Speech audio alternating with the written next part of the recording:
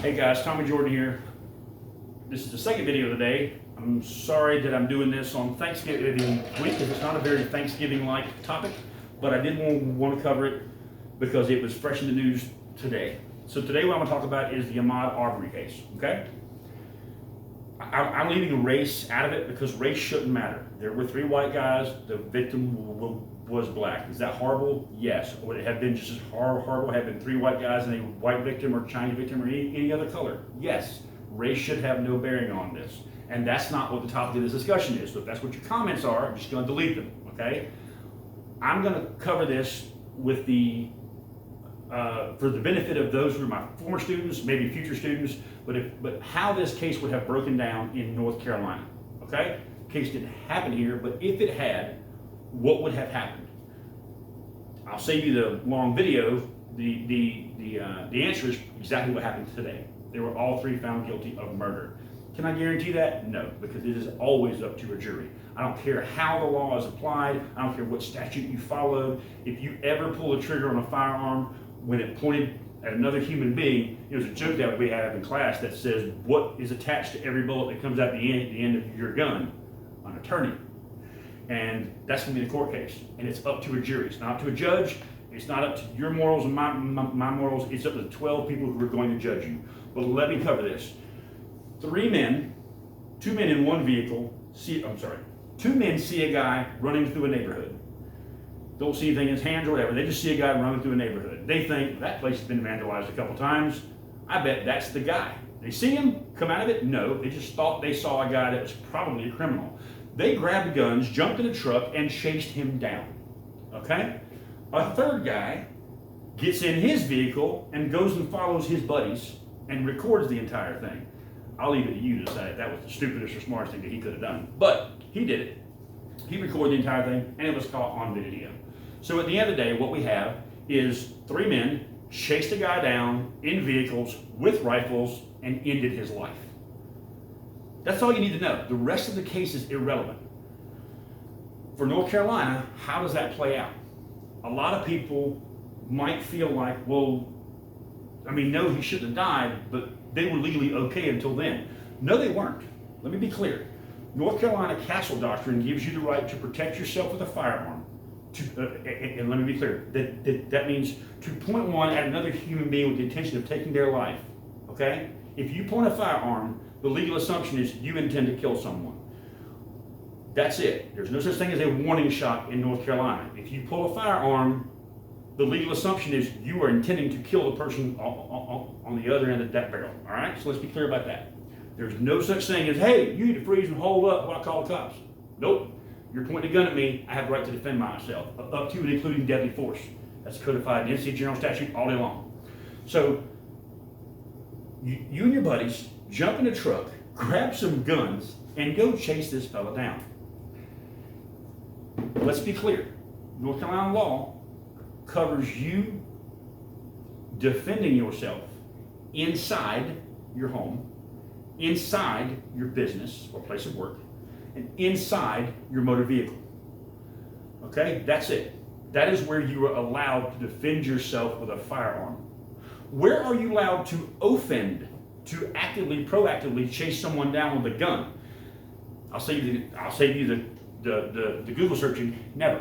There is nowhere in general statute that's allowed. You cannot chase someone down with a gun in this state for any reason whatsoever. To be clear, many of you my age and above watch the Andy Griffith show. It's kind of a running joke. Citizens arrest! Well, in that state, they claimed they were trying to perpetrate a legal citizen's arrest. I don't know the laws of Mississippi, don't care to know them because I'm never going to live there. What I do know are the laws of North Carolina. There is no such thing as citizen's arrest. The Barney Fife role in the Andy Griffith show was fictional, okay? It was made for TV. We do not have citizen's arrest in this state, nor have we ever had it in the history of North Carolina, ever. Okay? It's never existed. We also don't have a law saying it's okay to give warning shots, but that's not really related. I knew Mr. Andy Griffith. I grew up down the beach where he used to come down. I met him many times. I like the show. Barney Fife is not your role model, okay? Just keep that in mind. You do not get to perform a citizen's arrest in North Carolina. So had that happened in this state, the entire premise that it was predicated on would be immediately thrown out. We do have a limited right to detain if we see a crime happening, but that does not include the use of deadly force to do it. And that's also codified in the North Carolina General Statute.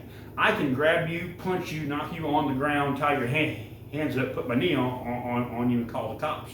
But all those things better happen in that order, and you better call the cops immediately, and you're allowed to hold someone. But you're not allowed to use excessive force, you're not allowed to use deadly force. And deadly force precludes a firearm, period. End of story, okay?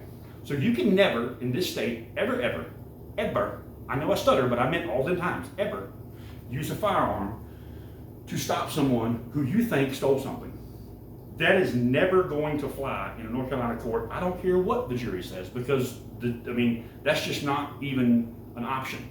Okay, that won't get to the jury as an argument. It won't be allowed to be used in your case.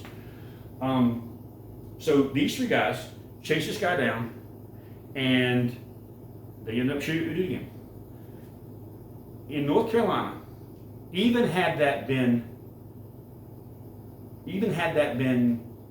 the best possible scenario for the defendants, in this case, those three guys, had they had the best lawyers and the best set of scenarios possible working in their favor, the least crime they can be charged with in our state is involuntary manslaughter. That means you killed somebody, they die, or you used a firearm, you killed someone, they're dead, you just didn't go there intending to do it. You did not premeditate or predicate your actions on grabbing your firearm, loading it up, checking your mags, getting in the truck, chasing that guy down. You didn't intend to go get illegal.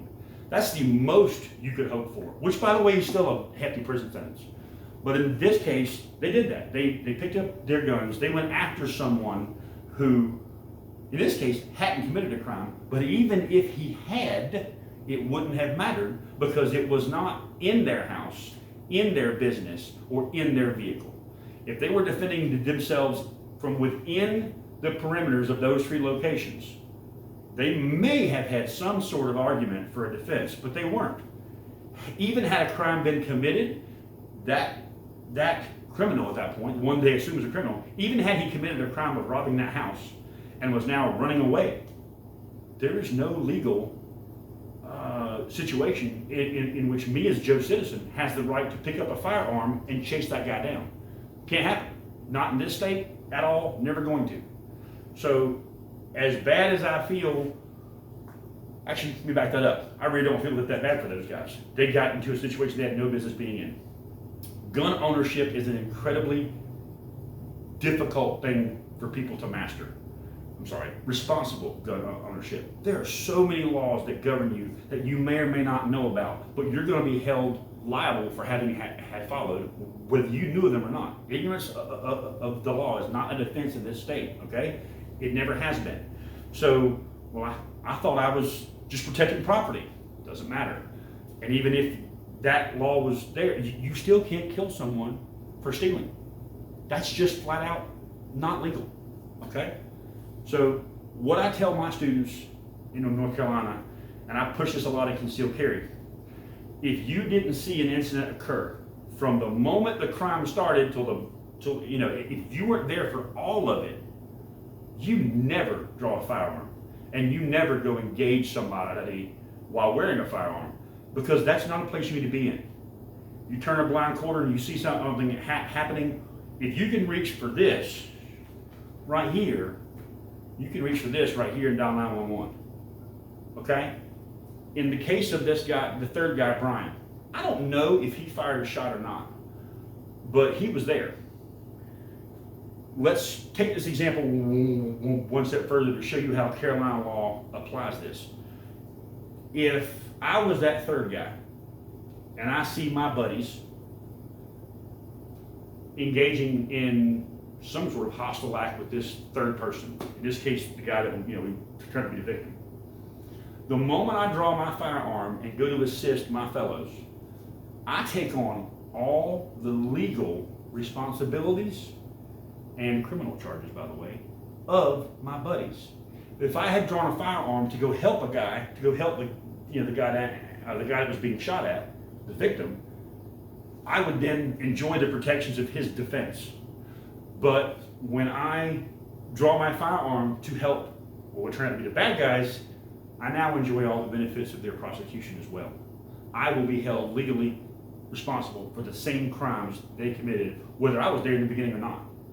You pull a gun to assist one side or another in a situation, you assume the legal liability of the side that you just decided to support. Many people don't know that. It's codified in general statutes, very easy to look up. It's not but like a paragraph long. So what can we determine? If I had to give you a life lesson, to recap this, if I had to give you a life lesson for how should that have gone down differently if I don't want to go to jail, you should have stayed home. Or you should have picked up the phone and said, I'm following this guy in my truck. I just want the cops to know, hey, there's a guy here, I'm on the corner of 5th and Main, and he's running eastbound, and I'm not doing anything, I'm just kind of keeping an eye on him. But I think he robbed the house. That's about as good Samaritan as you can possibly get. I don't mean you run down with your truck, I just mean if you follow him and be like, I'm pretty sure I saw this guy commit a crime. You call the cops and let them handle it, because that's what they do. They're familiar with the procedures, they're familiar with the laws, that's what they're for, okay? They have attorneys, the city, county, and state's got attorneys, and that guy will get an attorney. You have no business in the middle of it. That's the end of it. I hate that we have had so many gun crimes in this country that have come to, they've just cost so many lives, especially stupid ones. I mean, there are plenty of senseless, most gun crimes are senseless, but some are just downright stupid. And this was one that was just, in my opinion, criminally stupid. Did those guys get what they deserved? They absolutely did, in my opinion. That's just a Tommy thought. But so if you don't see it happen and you're not there for it, and it's not your life, your property, your wife, your kid, your mom, your brother, leave your gun out of it. Leave your gun at home. All right? Don't get involved. Or if you do get involved, do it the legal way. Call the cops. Don't pull a firearm playing hero for someone else. That can get you life in prison. And all three of these guys are going to face a minimum charge of life in prison. It's just a question now, do they have the option for parole or not? So their Thanksgiving is ruined. Hopefully you and I will have a better one. That's all I got to say. Have a good day, y'all.